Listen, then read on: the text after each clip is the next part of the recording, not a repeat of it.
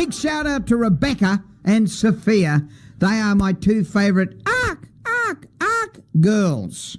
You know, like they have the meter mates. Oh, yes. We ought to get Sophia and Rebecca to be the ARC girls. And dress them up with a couple of feathers? In Ipswich. There you go. Have we got any... yeah, we have got, what do you call it, meters here still. We do. They can be walking around with the meters. Oh, yeah, but that's a Gold Coast thing. Well, they've stopped it. Well, yeah, but what we should do is we should have something unique to Ipswich. Well, they're arcing with their feathers. And what are they going to do? Go around and slip $5 in people's hands and say, buy yourself an ice cream? Why not? Up at Hoishkin Brothers. The UB's milk bar. Yeah. Yeah. Or you could also go across the road and shout them a coffee at Jet 52. Jet 52 with some of their magnificent cakes. Yep. Now, Harold H. Peacock, what are we talking about? We're talking about the railways. My grandfather, he was a guard, and back in the day, railway guards were pretty important. That's right. In fact, not just important, but it was also a dangerous job, so maybe not the first job that everyone wanted. Well, he actually saw his mate die. This is true. They were shunting trains down below the cliffs at Kangaroo Point, and his mate got killed when the two buffers crushed him. That's a fact. Oh, jeez, that's absolutely awful. And it affected him for the rest of his life. It did actually. He started to drink a little bit, I think, because of it. And back those days, you know, it was harden up and be a man, I suppose. But anyhow, tell us your story about. Yeah, tell us about this.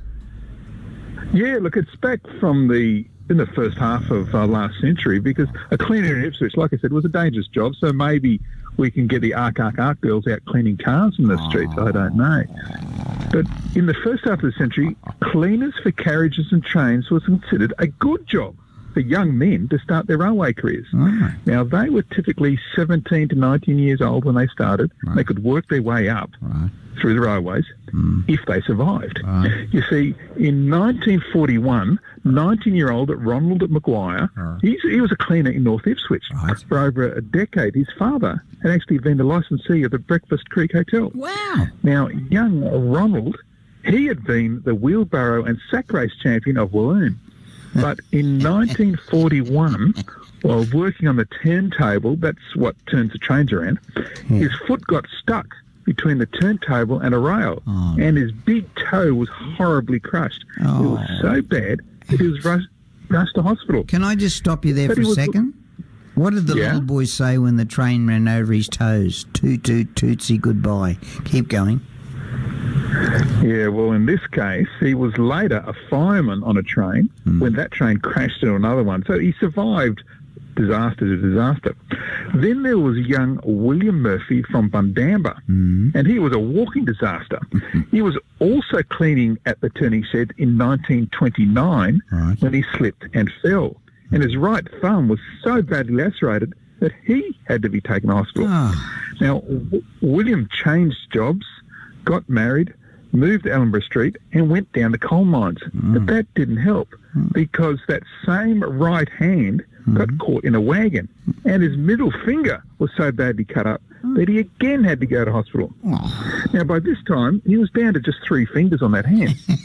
William moved to Pine Mountain Road in North Ipswich, but the bad luck followed because this time his face as well as his hand was badly injured when a detonator exploded. Yeah, and that was the end of his fingers. He lost his fingers on one hand. Yeah, but then it just goes on. All these cleaners are having bad luck. Thomas Welsh from Kendall Street in East Ipswich was another carriage cleaner. In 1926, he got a badly gashed eye when a carriage door that he'd opened swung back in his face. Now, he had to go to hospital. It was pretty serious. And the cleaner injuries continued throughout. And the worst was to Thomas England. What happened to him? Now, at the turn of the century, Thomas was one of 10 siblings who grew up on England Street in East Ipswich. Now, the street was actually named after his family, and you can go see the street today. It's still there. Now, in 1914, Thomas had a bad relationship with alcohol. It was so bad that the courts even banned everyone from selling him liquor for 12 months. The extraordinary step was taken of advertising the ban in the newspaper. Now, on top of that, the First World War had just broken out, and it was probably suggested to Thomas that he should enlist. Yeah. And so he did, after he got married, and then he went away to war. Now, while he was over there, he picked up a little case of gonorrhea. Oh, Now, it how was did he get so that? bad. Well, it doesn't matter because he got medically discharged and was sent back to Ipswich. Oh, Now, Thomas then went to work as a carriage cleaner right, at the Ipswich Railway Yards. He escaped the war, but straight to the railways. right. Now, at around 8 a.m. on Sunday, the 12th of June, 1921, that's 102 years ago on Monday, Yeah, Thomas got out of the carriage he was cleaning and sat down on the railway line. right. A goods train came along and ran over him, killing him on the spot. Oh, Now, the tragedy left a widow and 2 children, and a third child was born just 5 weeks later. wow. Now, look, despite his personal faults, Thomas had responded to the call and served his country, but he returned to meet an unfortunate death as a cleaner with the railways.